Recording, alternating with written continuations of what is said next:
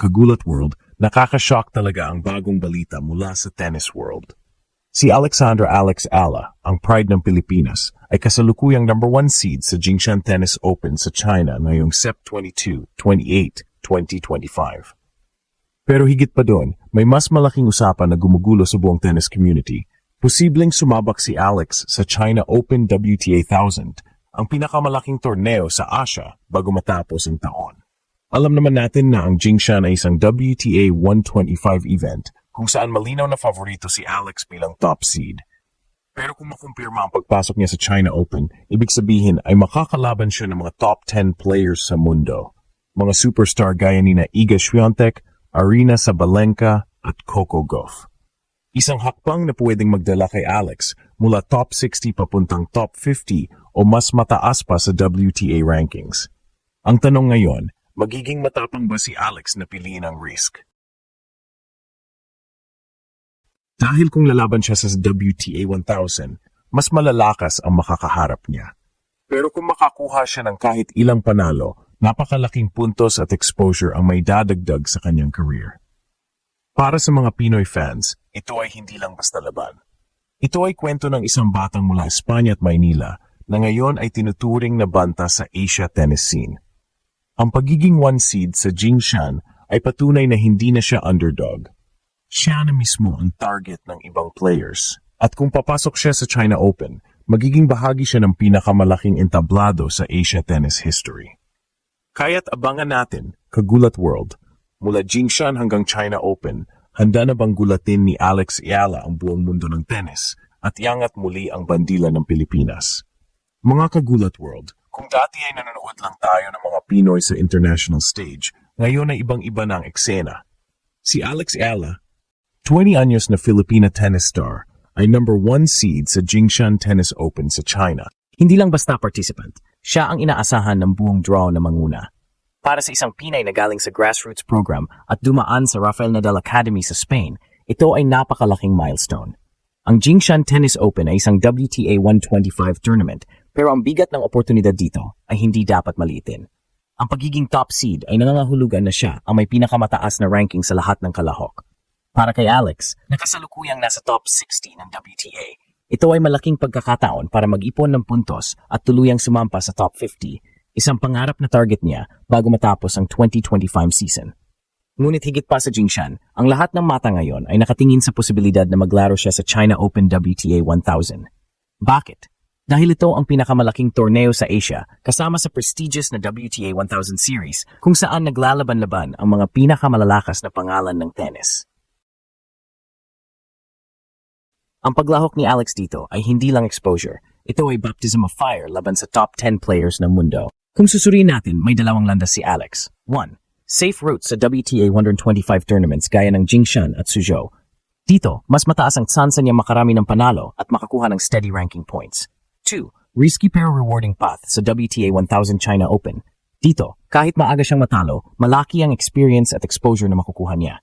Pero kung makalusot siya sa isa o dalawang laban, ang puntos na makukuha niya ay pwedeng mag-angat sa kanya ng higit sa 5 posisyon sa rankings. Para sa maraming analysts, ang tanong ay hindi kung kaya niya, kundi kung handa na siya. Ang Jingshan ay magsisilbing testing ground. Ito ang sukatan kung gaano kalakas si Alex heading into the bigger stage. Kung makakapag-dominate siya dito bilang top seed, mas justified ang pagpasok niya sa China Open. At para sa Pilipinas, bawat panalo ni Alex ay parang championship na rin. Dahil sa tuwing binabanggit ang pangalan niya sa international broadcasts, dala niya ang pangalan ng bansa. Hindi na lang siya tinatawag na Junior Grand Slam Champion, kundi isang emerging force sa women's tennis. Mga Kagulat World, malinaw na nasa crossroads ngayon si Alex. Jingshan ang stepping stone, pero ang tunay na tanong, handa na ba siyang sumabak sa pinakamalaking laban ng kanyang karera sa China Open WTA 1000? Mga Kagulat World, kung seryoso tayo sa usapan, ang China Open WTA 1000 ay ibang klaseng laban. Hindi ito tulad ng mga WTA 125 tournaments gaya ng Jingshan at Suzhou. Dito, lahat ng pinakamalakas na pangalan ng tennis world ay nagsasama-sama. Ibig sabihin, kung papasok si Alex Ala, wala siyang madaling makakalaban. Lahat champion level.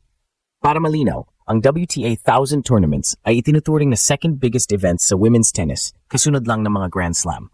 Ang puntos na nakataya dito ay napakalaki. 1,000 points para sa champion, 650 para sa runner-up. At kahit ang first round win ay may malaking ambag. Kaya nga maraming eksperto ang nagsasabing kung gusto ni Alex pumasok sa 50 o mas mataas pa, isang breakthrough sa ganitong tournament ang susi. Pero kagulat world, may malaking kapalit ang risk na ito. Dahil sa bigat ng competition, mataas din ang posibilidad na maagang matalo. Kung mangyari yon, halos walang puntos ang madadagdag at masasayang lang ang pagod.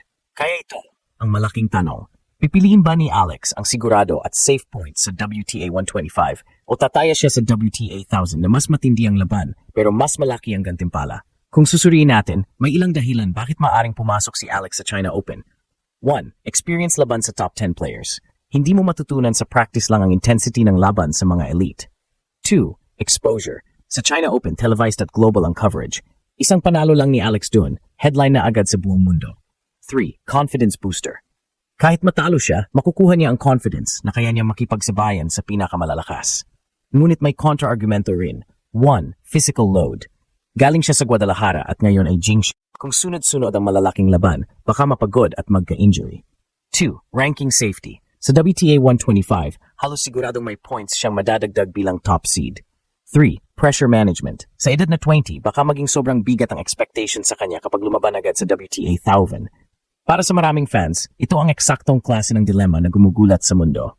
Ang isang Pinay tennis player ay pinag-uusapan sa parehong breath ng mga giants ng tennis. Isang senyales na si Alex Ala ay hindi na lang future prospect, kundi present force na dapat bantayan. Kung tutuloy siya sa China Open, ito ay magiging defining chapter sa kanyang 2025 season. Pero kung hindi man, ang Jingshan at Suzhou ay magsisilbing matibay na hakbang patungo sa mas malaking laban sa 2026. Mga kagulat world, ang tanong, handa na ba tayong makita si Ala Ala sumabak sa pinakamalaking entablado ng Asia Tennis at gulatin ang buong mundo sa China Open? Mga kagulat world, hindi lang basta tennis match ang dala ni Alex Ala, ito ay simbolo ng Pinoy pride sa buong mundo. Kapag naririnig ang pangalan ni Alex sa international broadcasts, lagi ring kasabay ang salitang Philippines. Para bang bawat palo niya sa court ay palo rin ng milyon-milyong Pilipino na sumisigaw ng suporta. Sa Jingshan, makikita natin ang lakas ng Pinay laban sa Asia. Pero kung papasok siya sa China Open WTA 1000, mas malawak pa ang maabot niya. Ibig sabihin, bawat Pinoy, mula sa mga barangay courts hanggang sa mga kabataan na nangangarap maging atleta, ay makakita ng inspirasyon. Kung kaya ni Alex, baka kaya rin nila. Para kay Alex, ito ay higit pa sa personal na ranking. Ito ay kwento ng pag-asa at pagsusumikap. Mula sa simpleng batang nag-training sa Spain hanggang sa kinikilalang top 60 players sa buong mundo, dala niya ang bandera ng Pilipinas. At sa tuwing tinatanong kung handa na ba siyang sumabak sa mas malaking laban, ang sagot ay malinaw. Handa na rin ang buong Pilipinas na sumuporta.